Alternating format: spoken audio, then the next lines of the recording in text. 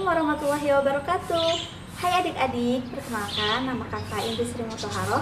Pada kesempatan kali ini kakak akan membahas mengenai proses daur hidup kupu-kupu.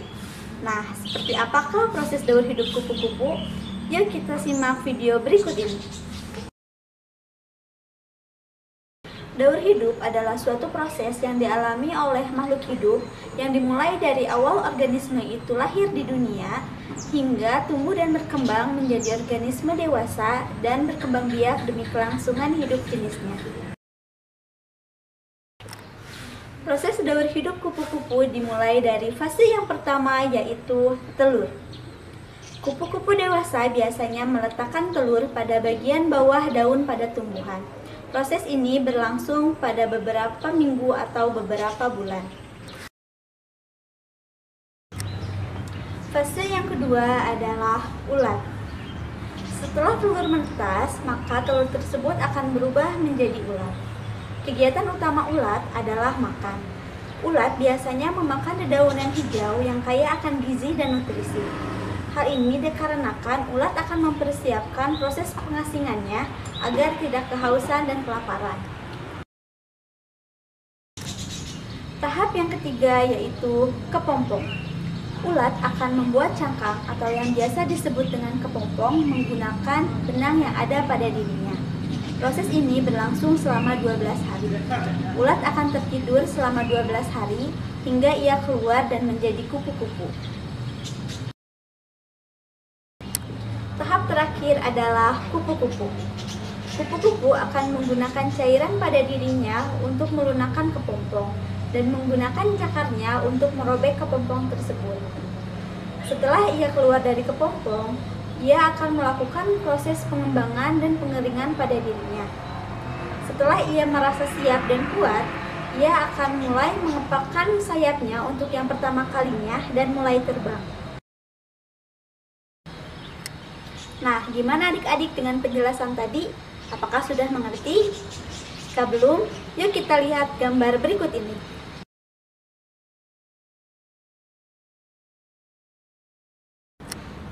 Nah, itulah proses daur hidup kupu-kupu.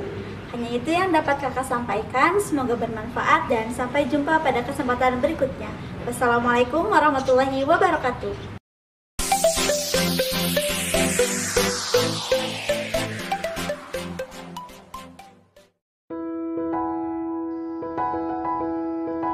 Assalamualaikum warahmatullahi wabarakatuh.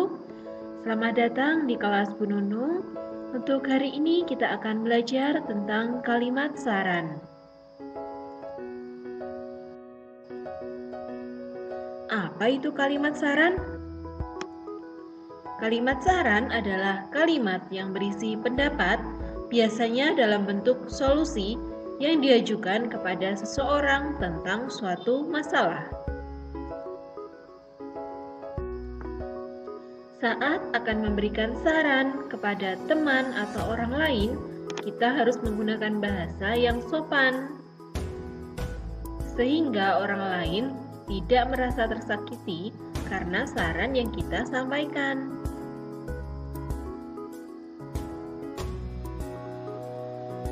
Bagaimana cara menulis kalimat saran?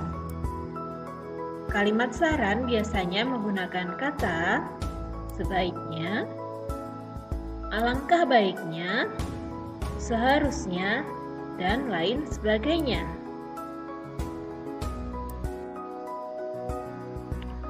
Berikut ini adalah contoh kalimat saran.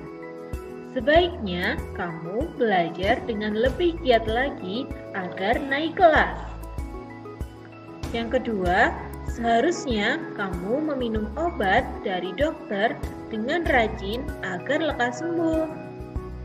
Dan yang ketiga, jika kamu pergi bermain, alangkah baiknya kamu izin kepada orang tuamu terlebih dahulu. Memberi saran dengan baik terhadap teman juga termasuk sikap menghargai teman.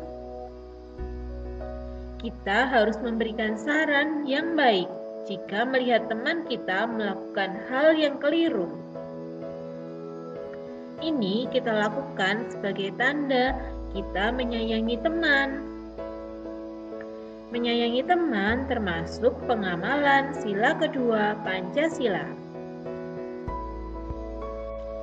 Terima kasih telah mengikuti kelas Bu Nunung hari ini. Sampai jumpa lagi. Wassalamualaikum warahmatullahi wabarakatuh.